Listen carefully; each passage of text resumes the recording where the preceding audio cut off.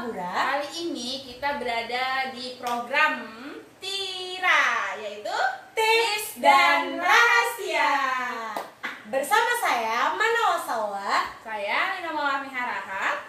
Kita akan membahas Tips menjadi pelajar yang berprestasi.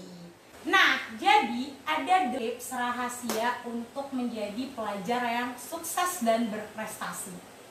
Oke, yang pertama itu menjaga keseimbangan antara belajar dan beristirahat yang cukup. Oh iya, bener tuh, belajar sama istirahat tuh harus cukup ya kan? Iya. Karena nggak bisa kalau belajar aja atau istirahat aja. Ya, atau main aja tapi tidak ada istirahatnya. Iya, benar. Tidak bisa seperti itu. Bener. Kalau kita tuh belajar tapi nggak istirahat tuh jadinya Kita kehabisan energi ya, adik-adik semuanya ya. bener. Pernah tuh pengalaman kayak temen, jadi karena dia belajar terus belajar jangan istirahat. Nah pas hari H ujian dia tumbang. Tumbang, benar. Jadi sia-sia dong belajarnya yang terlalu capek tersebut tanpa diseimbangi dengan istirahat yang cukup. Lagi pula otak kita ini kan punya kapasitas tersendiri ya untuk fokus. Jadi kalau kita pun memaksakan diri untuk terus-terusan belajar kayak begadang sampai tengah malam, nggak usah istirahat dulu, istirahatnya nanti aja cukup 2 jam atau 3 jam. It's not worth it. Kayaknya itu nggak worth sama sekali.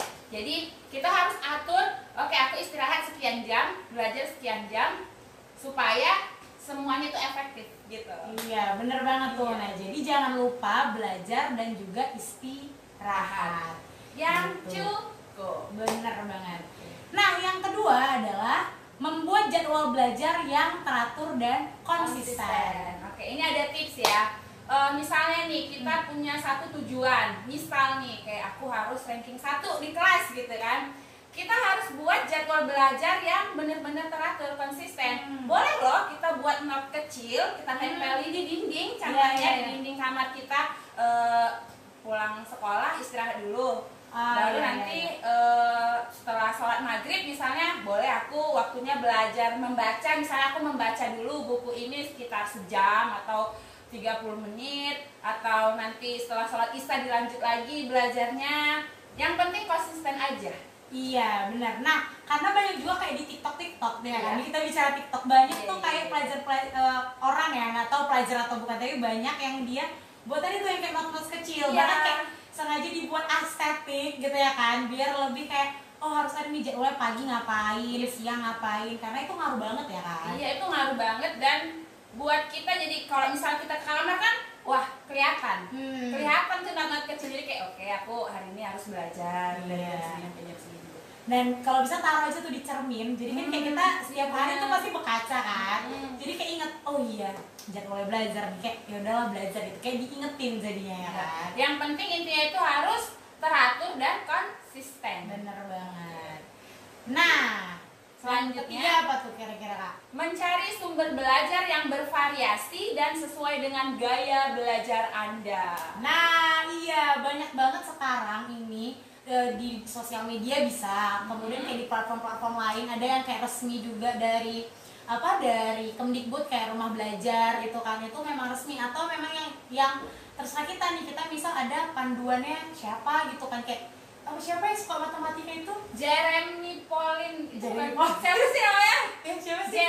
Jerome Pauline. Ya. Nah, misalnya Jerome Pauline itu kayak kadang itu jadi motivasi juga kan, dia ngasih tips and trick untuk ngerjain soal matematika. Iya, dan aku rasa aku juga nonton beberapa kali ya konten dia. Aku rasa cara ngajar dia juga cukup enak ya, cukup mudah untuk dipahami gitu. Jadi kita nggak apa kalau nengok dari YouTube misalnya, Instagram atau TikTok, bahkan cari memang guru-guru yang memang dia kayak sengaja untuk ngajar juga di sosial media gitu. Dan sesuaikan sama gaya belajar kita masing-masing. Kalau misalnya contohnya saya sendiri itu gaya belajar saya adalah mendengar. Saya cenderung mendengar. Kalau kamu? Kamu?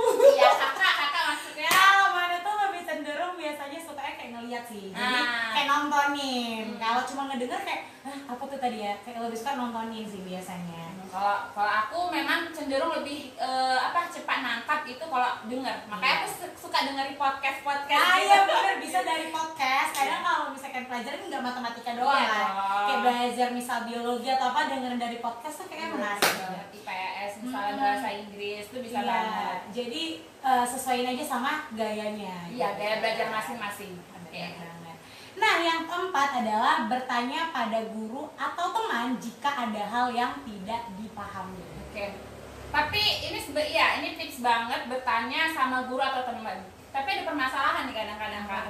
Kadang-kadang siswa di kelas itu malu untuk nanya. Itu gimana tuh menurut Kakak caranya supaya nggak malu? Iya, mereka tuh malu gara-gara disorakin gitu sama iya, temen lain. bener. Nanti kayak kalau bisa tunjuk tangan kayak caper gitu.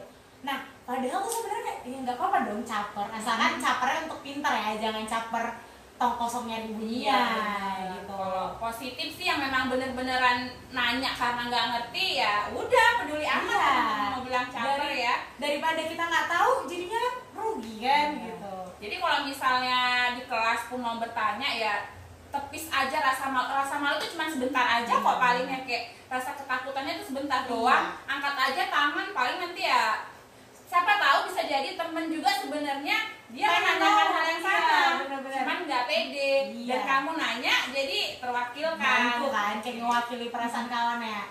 Atau mungkin bisa nanyanya coba kayak mungkin takut kan kalau nggak apa-apa bisa keluar kelas nih gurunya diem-diem, ya kita pulang agak lama lah ya kan, jumpain gurunya nanya. Iya gitu. Itu bener banget, itu boleh kan? Iya bisa. Guru tuh pasti nggak apa-apa kok, welcome kalau ada yang mau nanya di luar jam pelajaran. Iya. Asal gurunya lagi nggak sibuk ya. Iya, jangan guru lagi makan terus ditanya, Bu, saya mau nanya ini, langsung gitu kayak, hah, gitu. Ya gitu. Terus apalagi nih selanjutnya, mengikuti kegiatan ekstrakurikuler yang sesuai dengan minat dan bakat untuk mengembangkan keterampilan lain. Nah iya, jadi tuh kadang kita nggak cuma bisa jadi pelajar prestasi tuh nggak harus akademis doang kan, nggak harus cuma matematika, IPA, IPS, tapi bisa kayak nyanyi mungkin gitu. Misal kita sukanya apa nih, bakat kita apa, nah ikut tuh ekskul gitu. Karena kadang tapi ada anak-anak yang sebenarnya dia suka nih saya pramuka gitu kan, tapi dia males pulang sekolah, harus tetap di sekolah gitu. Iya. Jadi kalau misalnya kita sendiri udah tahu ya, kadang-kadang kita di usia yang remaja pun kita udah tahu ketertarikan kita di bidang apa. Misalnya di bahasa Inggris misalnya, atau di nyanyi misalnya. Jadi kalau menurut aku sendiri, kalau kita udah tahu bidang kita apa, itu kayak lebih mending itu aja digali deh gitu. Jadi di sekolah itu kan banyak sekali ekskul ya, contohnya kayak drum band ada ya. Drum band, dia suka mukul-mukul meja tuh kan, drum band aja dipukul. Pramuka misalnya, terus apa lagi ya? Kayak suka misalnya biologi ke dokter gitu kan, suka orang, atau kayak main bola mungkin. Iya, banyak kok ya yang sampai jadi atlet. Jadi kalau misalnya kita udah tahu bakat kita apa, dan ternyata di sekolah kita tuh ada ekskulnya, langsung ikuti aja. Tapi semua rasa malas itu dan kayak emang kalau aku ikut pramuka bisa sampai mana sih prestasinya? Gak usah tanya-tanya kayak gitu deh. Gak usah ditanya itu ya, prosesnya aja dulu. Yang penting ikuti ekskul yang ada di sekolah. Gitu. Bener banget. Nah kemudian menyelesaikan tugas dengan baik dan tepat waktu. Bener banget, itu termasuk salah satu kedisiplinan ya. Iya. Kalau kita disiplin, kita pasti sukses. Sukses di bidang kita masing-masing, percaya deh. Mau kita jagonya di bidang seni pun, kalau kita gak disiplin ya sama aja ya kan. Bener. Jadi untuk berprestasi di sekolah pun seperti itu. Ya kan? Jadi harus kita tuh tepat waktu, disiplin. Kalau misalnya katanya dikumpul nih, memang dikumpulnya besok dikumpul, jangan ibu itu gampang kok nanti aja. Nah karena apapun bakatnya, apapun nanti kita jadi apa di masa depan, itu tetap butuh yang namanya ya kita disiplin, kita tahu waktunya kapan. Nari kalau nggak tahu waktunya tuh bisa berantakan. Iya, bener banget. Kawan ke kanan, kita ke kiri kan. Iya. Lucu kan. Jadi memang harus dikerjakan dengan baik dan tepat waktu. Benar, jangan ditunda-tunda. Oke, selanjutnya menerapkan kebiasaan membaca sebagai bagian dari rutinitas harian. Nah, baca di sini tuh nggak harus yang namanya baca buku pelajaran. Bisa juga baca novel, bisa baca buku pengembangan diri, kayak buku-buku yang tentang perempuan-perempuan mandiri gitu, kayak buku-buku motivasi, tips untuk yang tips-tips and trick itu juga bisa kan. Ya, buku yang tips-tips untuk mengembangkan kepribadian kita, diri kita gitu. Terus manfaat dari buku ini itu gak melulu cuman buat kita jadi semakin pintar dalam bidang akademik aja loh. Menurut aku pribadi, orang-orang yang rajin membaca buku itu tuh punya wawasan yang lebih luas. Benar.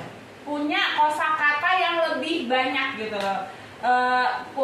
Koleksi-koleksi kosakata yang dia punya itu nggak yang terlalu familiar gitu. Iya, dia jadi kayak lebih, itu pasti beda orang yang suka baca sama orang yang nggak suka baca. Kalau ngomong pasti itu, kalau orang yang suka baca itu lebih akan lancar ngomongnya. Iya, lebih karena kayak kosakata dia banyak, ada aja yang mau dia bilang. Iya, bener banget. Kalaupun kadang bahkan saking banyak yang mau dia bilang itu sampai kadang dia ngomong jadi kayak apa ya, jadi kayak mungkin nih orang, ketika orang yang suka baca sama orang yang nggak suka baca ngomong itu bakalan susah sih. Karena orang yang suka baca kan banyak yang mau dia ngomong, yang nggak suka baca dia diam antara ngerti sama kayak dia ngomong apa kayak gitu. Tapi kalau aku pribadi, aku bener-bener suka sama orang yang suka baca. Iya benar, karena tuh enak kita ngomongnya. Iya, dan terlihat, menurut aku sendiri terlihat lebih pintar. Iya benar.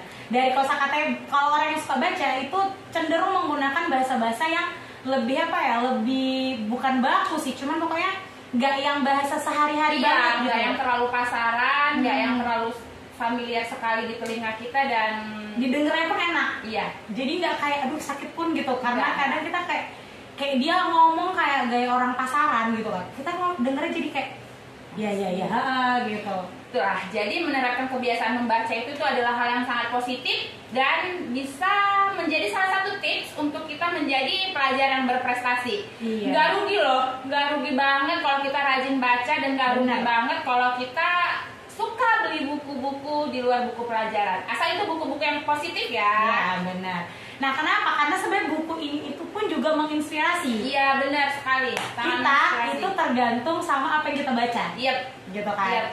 Kita tergantung sama yang kita baca. Kalau kita anaknya suka baca buku pelajaran ya mungkin bakal jadi anak-anak yang pintar di bidang akademik gitu. Kalau orang-orang yang mungkin dia suka baca buku pengembangan diri, mungkin dia adalah orang-orang yang lebih percaya diri. Walaupun mungkin dia ngakunya dia butuh kepercayaan diri atau dia butuh support. Nah tapi sebenarnya dia tuh udah percaya diri karena dia suka baca buku pengembangan diri. Kita tuh adalah apa yang kita baca, ataupun ya mungkin kalau nggak baca nonton kali ya. Nah cuman kalau baca itu kan dia lebih, kita membaca kata-kata. Kalau nonton kan kita kayak menikmati apa ya, visual gitu. Nah jadi itu dia lah, ada 7 tips untuk menjadi pelajar yang berprestasi. Saya harap adik-adik semua termotivasi ya. Untuk menerapkan berapa ibu? 7 tips ya dalam usaha untuk menjadi pelajar yang berprestasi. Okay. Selamat mencoba. Terima kasih. Assalamualaikum warahmatullahi